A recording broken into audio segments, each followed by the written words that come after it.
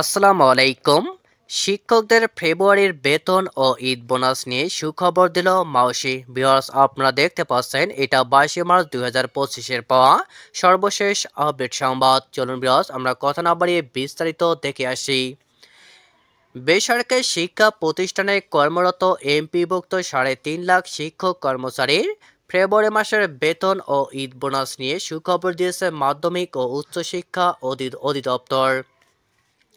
চলতি মাসের মধ্যে বেতন ও ঈদুল ফিতরের বোনাস পাবেন তারা।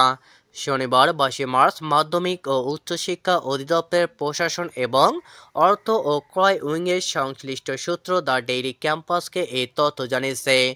নাম অপ্রকাশিত রাখার শর্তে সংস্থাটির অর্থ ও ক্রয় উইংয়ের এক কর্মকর্তা জানান, আগামী 25 মার্চের মধ্যে শিক্ষক কর্মচারীদের ফেব্রুয়ারি মাসের বেতন দেওয়ার নীতিগত সিদ্ধান্ত হয়েছে। এর আগেও তারা বেতন পেতে পারেন, তবে শিক্ষা মন্ত্রণালয়ের অনুমোদন সহ অন্যান্য বিষয়ের জটিলতা তৈরি হলে বেতন পেতে আরও 2-3 দিন সময় লাগতে পারে। শিক্ষক কর্মচারীরা বেতনের সঙ্গে ঈদুল ফিতরের বোনাসের অর্থ পাবেন কিনা এমন প্রশ্নের জবাবে তিনি জানান, ফেব্রুয়ারি মাসের বেতনের সঙ্গে ঈদের বোনাস পাবেন। সেভাবেই মন্ত্রণালয়ে প্রস্তাব পাঠানোর প্রক্রিয়া চলছে। সরকারি সরকারি কর্মচারীরা মার্চ মাসের বেতন চলতি মাসে পাবেন। বেসরকারি এমপিভুক্ত শিক্ষকদের মার্চ মাসের বেতন কবে হতে পারে এমন প্রশ্নের জবাবে প্রশাসন ও ক্রয় উইংয়ের এই কর্মকর্তা বলেন, মার্চ মাসের বেতন চলতি মাসে হবে না, এটা মোটামুটি নিশ্চিত। শিক্ষক কর্মচারীরা মার্চ মাসের বেতন এপ্রিলে পাবেন। জানা গেছে, সরকারি কর্মচারীরা ইফটির মাধ্যমে বেতন ভাতা পান, তবে বেসরকারি শিক্ষা প্রতিষ্ঠানে কর্মরত এমপিভুক্ত শিক্ষক কর্মচারীদের বেতন ভাতা সরকারি কোষাগার থেকে ছাড় হলেও তা রাষ্ট্রায়ত্ত 8টি ব্যাংকের মাধ্যমে অ্যানালগ পদ্ধতিতে ছাড় হয়।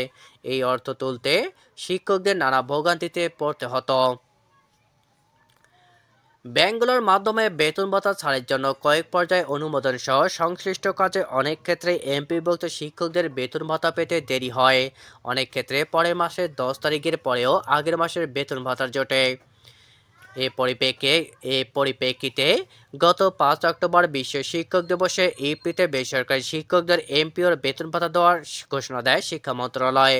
প্রাথমিকভাবে বেসরকারি এমপিভুক্ত শিক্ষক স্কুল কলেজের 209 জন শিক্ষক কর্মচারী অক্টোবর মাসের এমপিও এফটিতে ছাড় হয়।